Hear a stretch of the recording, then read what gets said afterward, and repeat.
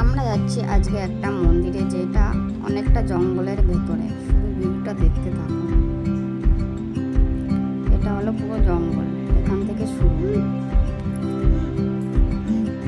পুরো 3-3.5 কিলোমিটার পায়ে হেঁটে যেতে হয় জঙ্গলের ভেতরে, পাথরের রাস্তা। দু সাইডে পাথর আর ভেতর দিয়ে নদী। নদীটা এত সুন্দর, শুধু দেখতে থাকো।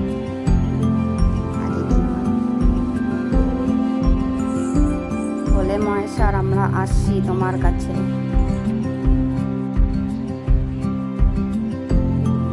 ওখানে ছোট ছোট বাচ্চারা স্নান করছে। জঙ্গলটা এতটাই বড় আর এতটাই সুন্দর, প্রকৃতির দৃশ্য দেখতেই খুব সুন্দর লাগছে।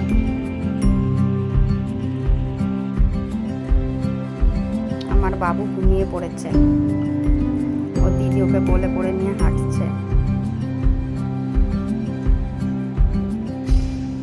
আর আমি তো চলতেই পারছিলাম না।